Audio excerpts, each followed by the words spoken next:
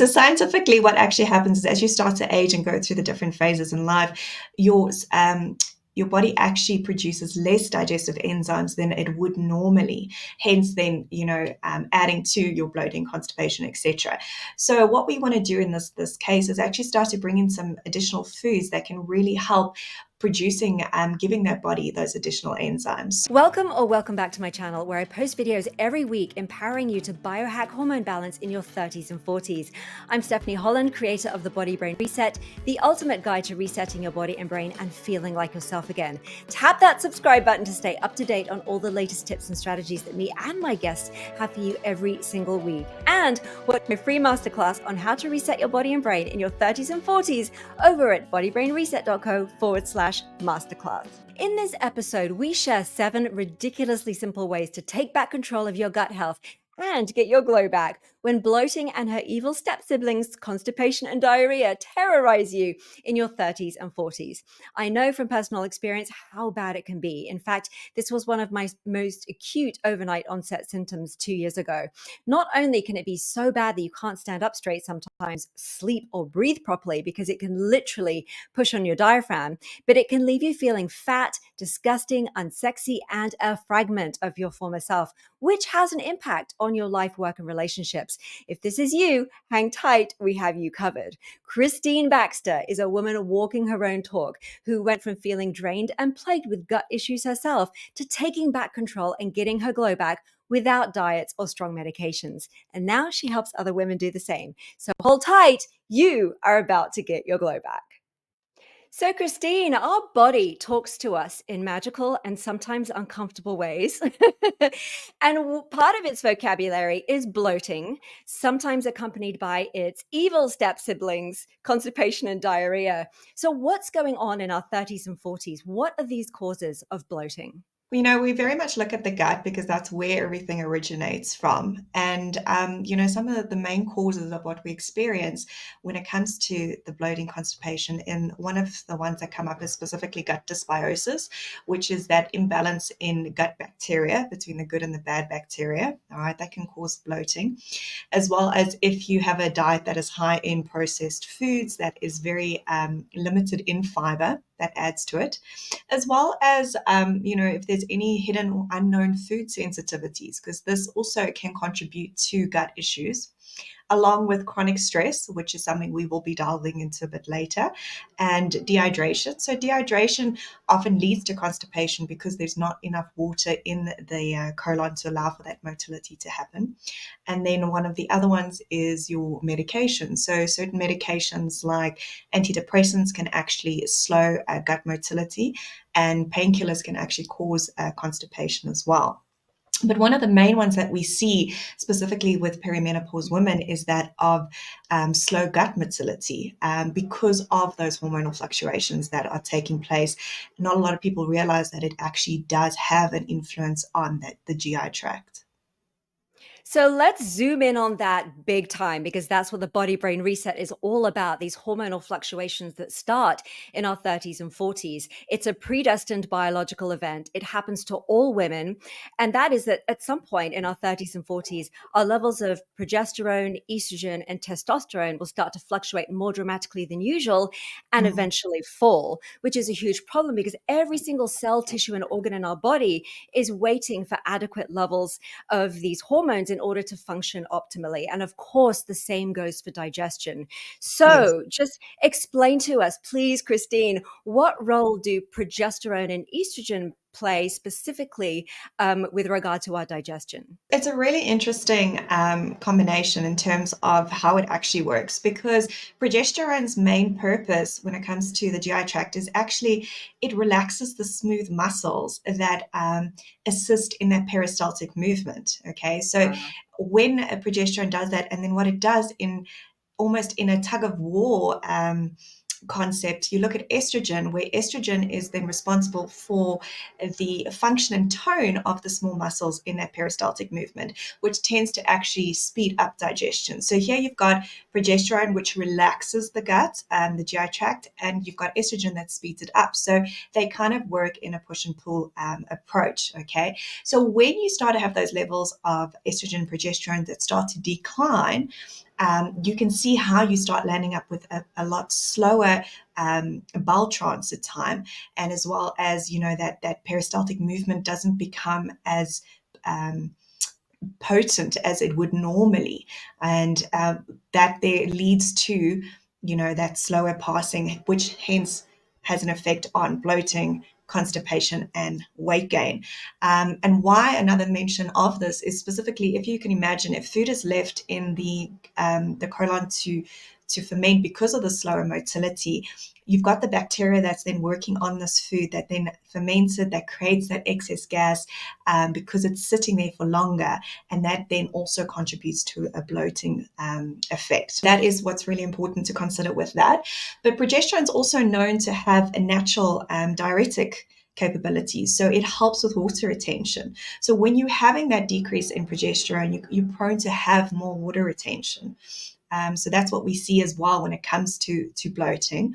And then with regards to estrogen, you have a community of bacteria in the gut, specifically known as the estrobolome. And the estrobolome is actually about the gut bacteria that modulates and regulates the estrogen in the gut. All right, so that community of bacteria is really important, because if that is obviously declining and it's not a good balance, it's going to affect your weight, it's going to affect your mood, all those things as well. So it's very diverse in terms of how those perimenopause declines and the fluctuations of the hormones that you go through in that state actually starts to affect digestion. Yes. It is really crazy, isn't it, that our three reproductive hormones are not just about reproduction. So, in a Mhm. way, that even the name is misleading, because those Yes. three hormones have such an important role in every, again, like I said before, every single cell, system, and organ in the body. And who would know that they had such an important role to play in digestion? So, estrogen also plays an important role in stimulating the production of adrenaline and cortisol. So let's briefly touch on adrenaline before we dive deep into cortisol. Tell us all about that. Why it's really important to note these hormones is because adrenaline and cortisol are produced by the adrenal glands, and the adrenal glands actually take on a lot of the hormone production when the ovaries start to retire. So it's actually important to realize that they were a secondary source, now become a primary source. So they're not only now producing adrenaline and cortisol, but they also now have an additional job in terms of that estrogen and progesterone. Okay, so touching on adrenaline. So, adrenaline is very much there as part of your survival mechanism. Okay, it is what allows the body to actually respond to that fight or flight response. All right, it's the hormone that allows the body to get into that space. So, what that means is it's increased circulation, increased blood pressure, all those things that's going to help you in that survival response. All right, and then it works hand in hand with cortisol, because cortisol is then allows the body to stay in that space. And how it does that is it actually stimulates then the release of additional glucose into the system, which gives you that increase in energy to the brain, to the muscles, to actually keep you in that response. Adrenaline is the one that actually triggers it, the fight or flight response, but cortisol is what actually keeps you in that space. And why we need to mention this is because your stress hormones become really important to consider when you're going through perimenopause, because of the fact that it's very much a case of you have healthy stress, okay, which is, like I said, to get the body out of a stressful situation, which is important and needed for survival. All right, so healthy stress is good, and it can keep you alert, and that's good and it's needed. But it's the problem is when it comes into chronic stress. So chronic stress is that in that fight or flight mode, but it's in a constant state. So the body never actually has a chance to snap out of that. And in that space, the need for cortisol is then higher. And this actually, through something called pregnenolone steal, is basically can then steal progesterone from the body to actually produce additional cortisol. And this is quite interesting to note because of the fact that if you're already sitting with low levels of progesterone, but now in a chronic stress situation, it's actually stealing that progesterone further. So you're sitting with extra low levels of progesterone. Then, in this fight or flight mode where your body's producing higher than usual and sustained levels of adrenaline and cortisol, it's actually putting the essential processes of both reproduction and fat burning, as well as digestion, as secondary. So, it's really important for us to start to learn to identify the difference between healthy stress and unhealthy stress. What is that delicate fine line? How do we know? How do we start to recognize for ourselves when we're tipping over into unhealthy stress? What are those key identifiers? It's very much a case of when something is in a prolonged situation. Okay. If something causes you stress to get you out of that situation, it's needed. But the problem comes in when it is over a prolonged period of time. And a lot of modern day life almost gears us towards that because you're sitting in, a stressful relationship, you're sitting in a stressful work environment, and the body's actually not having that ability to snap out of it, if I can put it that way. And the problem is with that, like we said, that it looks at putting certain things then at secondary. So the best example of this is very much a case of, if you imagine yourself in nature and you're being chased by a bear, okay? The body's going to see this, okay, survival, it's going to obviously kick in your adrenaline and cortisol to get you out of that situation, right? In order to do that, the body needs to refocus all its attention in terms of increasing circulation, energy, brain function, muscle action to get you out of that situation, right? So that is what's going to be the main focus. So the body's not going to sit there and be like, okay, so this is the perfect time to eat a meal and digest. This is the perfect time to have a baby. Oh, this is the perfect time to lose weight. So what this analogy is basically showing you is that it's going to put certain things as a primary response first, okay? And that is to get you out of that situation. So if you're trying to lose weight when the body is in a chronic state of stress, it's not going to work. It's the same as why people struggle with fertility, or even with why it messes with your digestion, is because the body is not going to put those things as primary. Whereas when you move into a rest and digest space, which is when the body is out of chronic stress, then you're going to be able to, the body will reset to putting digestion primary, reproduction primary, and obviously weight loss. A lot of the times I do see my clients are struggling with weight loss, and it's, you might be eating the right thing and exercising, but it can very well be, if you've got that chronic stress in your life, and you've got those chronic raised cortisol levels, it is going to be a challenge to lose that weight. I found it really fascinating to discover that not only being chased by a bear, or having all these stressful life situations and chronic stress, of our day to day can impact digestion, but also actually doing any activity while eating can Mhm. actually deflect and derail those energy resources into other functions of our body, particularly being on devices while we're eating, working while we're eating. Funnily, years ago, I heard the term desk à manger, which I thought was hilarious because so many people do eat at their desk at work because They do. lunch hours are really frowned upon. And also watching TV, watching Netflix while you're eating, all of that sort of diverting vital resources for digestion to other Mhm. parts of the body, other functions of the body. I mean, and this guides us really seamlessly into the solutions. So talk to us a little bit about the top solution, or well, the first one we're going to talk about anyway, which is mindful eating. Tell us a little bit about that. Mindful eating has become really important in this day and age because of the fact that the link that is there between the brain and the vagus nerve and digestion, all right, which is basically where it says that digestion starts in the brain first, all right, and it's really important because that's where mindful eating comes into play. Getting the body ready, sending those messages about the digestive enzymes to be released, the stomach acid to get ready for the meal that's coming. So mindful eating is very much a case of being present with your food, being present in that moment, like you were saying, not eating in a distracted place, or in an distracted environment. So having a meal at the table opposed to sitting in front of the TV and eating, where it's actually distracting you, and you tend to actually consume more than you need. So mindfulness also talks about being present about, what you're eating, enjoying your meal, and actually taking it slowly. And this actually links to one of the first steps in digestion, which is chewing. So don't underestimate the power of good quality chewing, because that's actually where it all originates, starts. And if you're sitting in a mindful space, taking that time away to eat, like you said, not eating at your desk, it really already starts the digestive process going. I'm going to throw a little curveball in here. I found out recently that I'm a manifesting generator in the human design school of thought, and that manifesting generators actually digest better out of direct sunlight.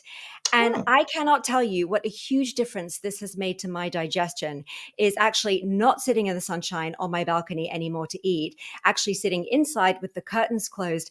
I am so much more relaxed and my digestion is so much better. So, it's not just about all these scientifically proven Mhm. methods for relaxation. It's also about drawing the inspiration and insights from whatever school of thought aligns with your values and implementing those and seeing what impact they have on you. It's really powerful. Okay, so let's move on to exercise. I know this really helps digestion. Talk to us about how movement really helps. Okay, so you can't deny the fact that the body is designed to move. Okay, and in Oh, saying I that, love that. Yes. and in saying that, it's very much a case of, because it's designed to move, it's also there to design to support other processes. It's designed to help in bloating, with constipation, things like that. Because as we were talking about that gut motility being stagnant or slow, that movement actually physically causing the body to move can really help to push that along. All right. So any movement can really help in terms of really helping with the constipation and the bloating. It's because it stimulates the movement and within the body. It doesn't have to be extensive movement. It just needs to be something that's going to help you to regulate the body better. And this becomes really, really important, specifically when you move into perimenopause, because of the fact that you are then sitting with these more prone to slower gut motility. But something I do want to mention in terms of what a lot of women don't realize when it comes to exercise in perimenopause is just to make sure that you're getting a good balance between the cardio, the resistance training, the weight training, and not to overdo the cardio, because cardio actually can cause additional stress on the body, and it can actually spike your cortisol levels. Therefore, I do find, sometimes women are, eating properly, but they're doing hectic workouts and they can't understand why they're not losing that weight. And it's because you're stimulating that cortisol production. So you want to make sure that there is a nice balance between, the weight training, the cardio, and obviously that resistance training, because that is what's actually going to help you to work with the body and not against it in that phase of life. That resonates so much. I actually quit cardio about 4 years ago. I used to jog every day on the beach for 20 minutes, and I just got to a point where it started to feel like it was stealing my energy, whereas Mm, previously it used to energize me. So I yeah, think as we go through various life stages, the type of movement that we benefit from changes as well it as does. we do. And, something that helps us feel fitter and stronger and healthier in different decades is completely different to what we did in our 20s. So that really resonates. And I want to mention stretch and Pilates as well, Yeah, and yoga. fantastic. Certain poses can be so powerful in stretch and yoga. And in Yes. particular, I found the happy baby pose really instantly created flow and movement in my body and gave such relief to acute experiences of bloating. So Hmm. you mentioned digestive enzymes previously. Obviously, our body produces those naturally as part of its Yes. natural function. How do we get more of those on purpose? Okay, so scientifically, what actually happens is as you start to age and go through the different phases in life, your body actually produces less digestive enzymes than it would normally. Hence, then adding to your bloating, constipation, etc. So, what we want to do in this case is actually start to bring in some additional foods that can really help producing, giving that body those additional enzymes. So one of the ones we look at is pineapple. So bromelain is the enzyme there, and it really helps in terms of just, breaking that food down so that it allows for nutrient absorption to actually take place.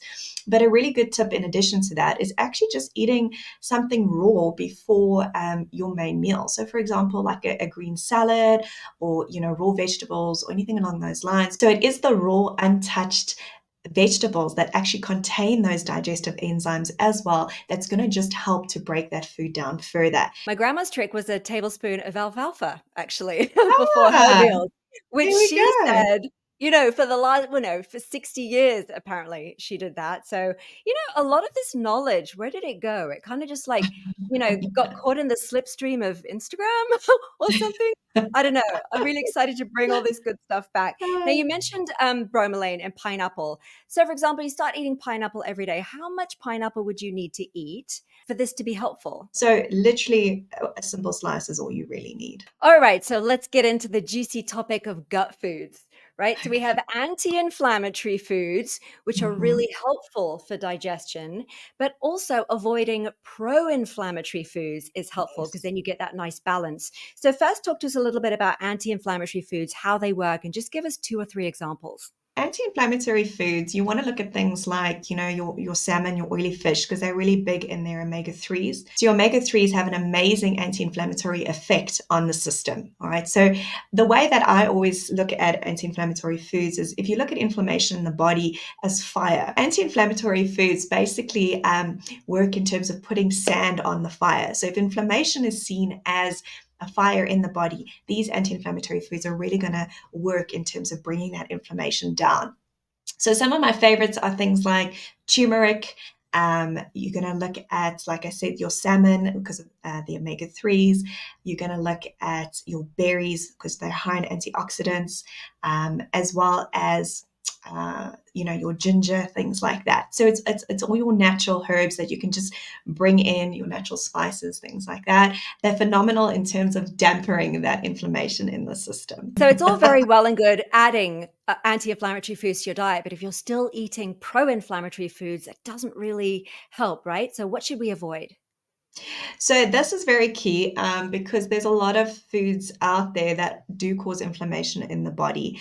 It's a lot of your fried foods, things, your vegetable oils, okay, your processed meats, red meat as well.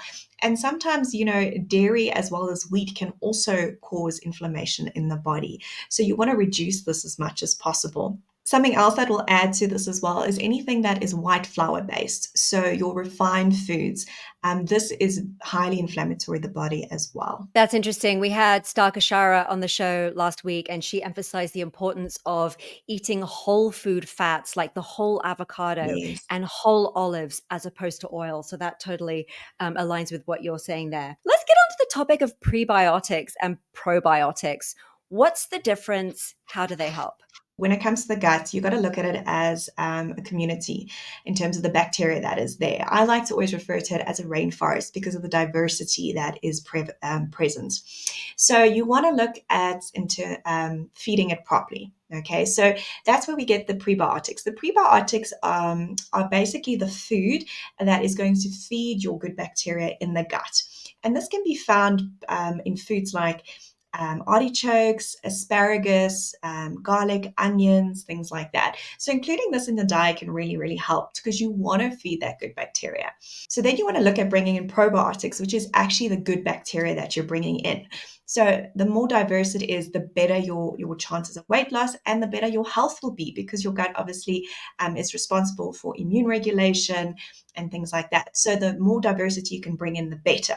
So with your probiotic food, you want to look at things like kombucha, kefir, Mm. sauerkraut, things like that. And also, yogurt works well, but make sure that it's plain yogurt because you don't want to be bringing in that additional sugar.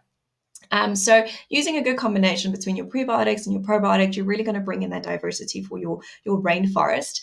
And it's also going to help in terms of just bringing in a good balance. So if you do struggle with gut dysbiosis, which is the imbalance of that bad bacteria to the good bacteria, this is just going to help to bring in some additional colonies to fight the bad guys. Amazing. We always need to fight the bad guys. So, last but not least, one of my favorite solutions, and the reason I recommend to all my girlfriends to add figs and pears to their breakfast cereal or smoothies, and that is fiber. Tell us about how fiber helps. Yes. Okay, so fiber is one of those things that you cannot go without, whether it's for your hormone balance, whether it's for your blood sugar stabilization, or whether it's for your gut. Fiber is the one thing that the body needs desperately. Okay, and a lot of the times we don't get enough in.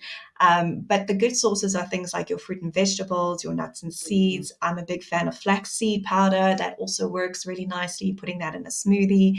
And then, also your legumes, things like that. That's going to bring in enough fiber.